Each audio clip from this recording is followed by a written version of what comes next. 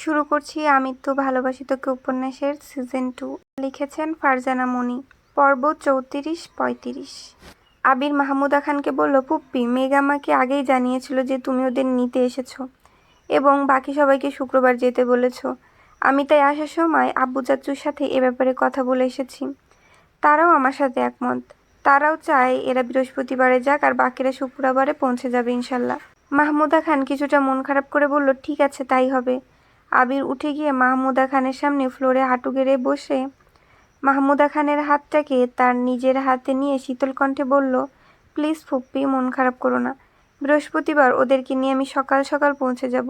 ইদানিং অফিসের কাজে আমি প্রচুর ব্যস্ত থাকি। এই সময় মেঘকে নিয়ে আমি আর বাড়তি কোনো টেনশন করতে চাই না। প্লিজ একটু বোঝার চেষ্টা করো।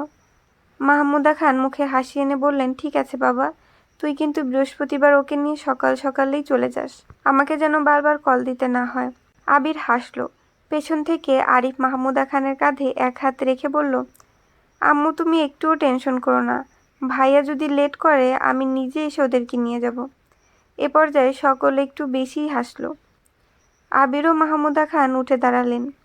মাহমুদা খান সবার কাছ থেকে বিদায় নিয়ে এবার রওনা হবে।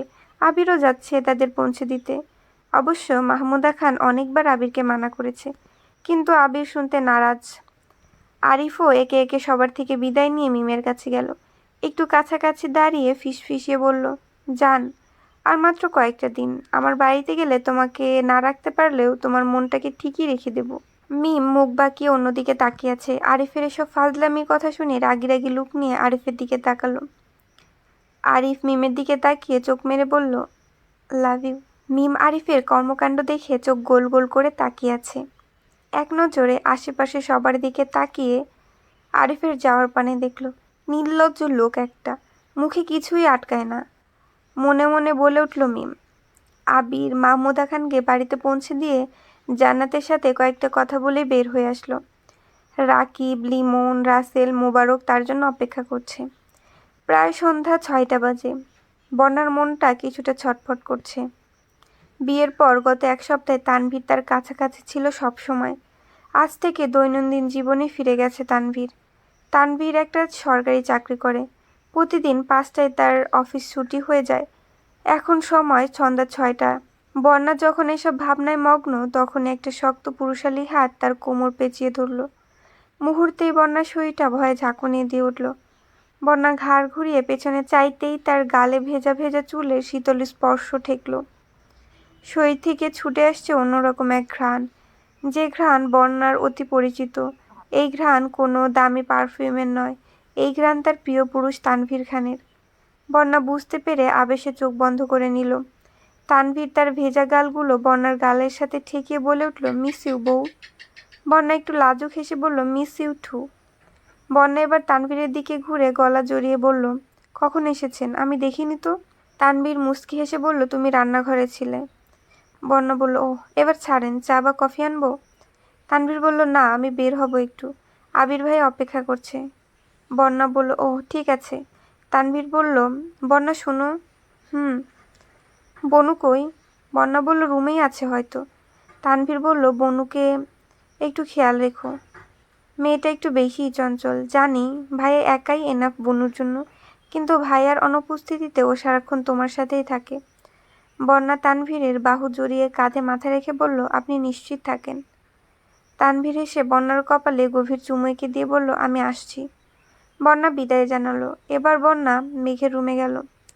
গেটের দরজার সামনে থেকে বন্যা বলল, ননদিনী আসবো? মেঘ বলল, তোকে কতবার বলবো আমার রুমে আসার জন্য পারমিশনের প্রয়োজন নেই। বন্যা হেসে বলল, যদি আবির ভাইয়া রুমে থাকতো? মেঘ বলল, তো কি হয়েছে? বন্যা বলল, বাদ দে এসব।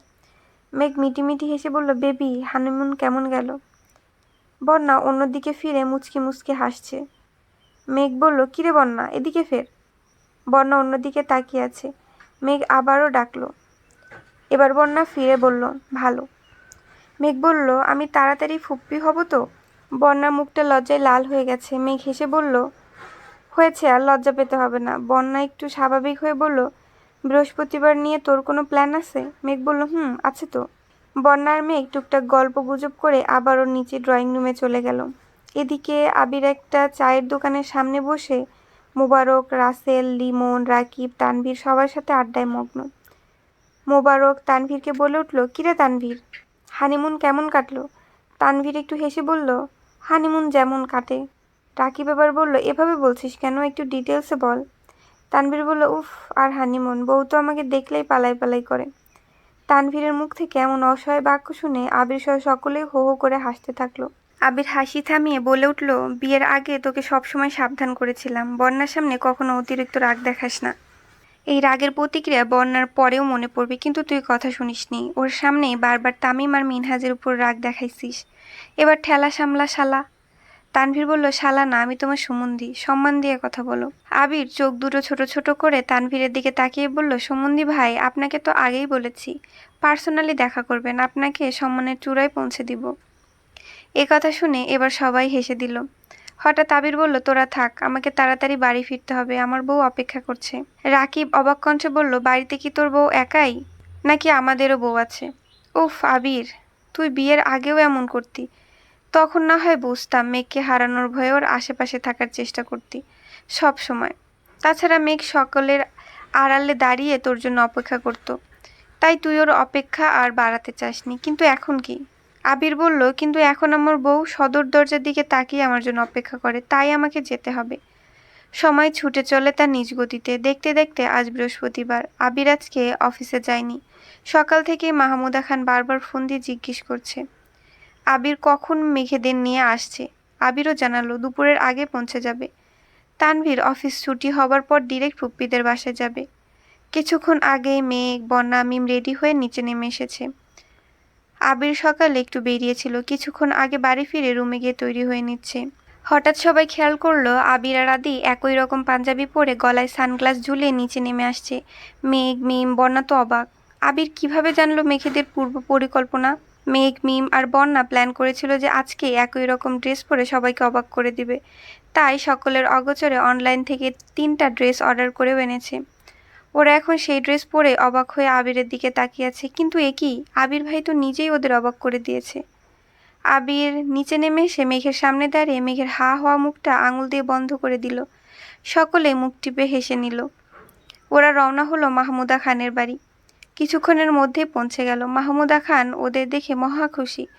আরিফ মিমের সামনে দাঁড়িয়ে সকলের উদ্দেশ্যে মিমের দিকে তাকিয়ে বলল, ওয়েলকাম ম্যাডাম।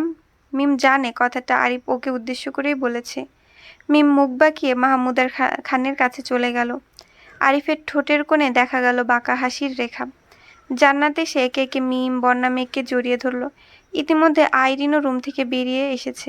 আজ বৃহস্পতিবার হয়, আসিফ বাড়িতে নেই। মাহমুদা খান ওদের সবাইকে ভেতরে নিয়ে গেলেন।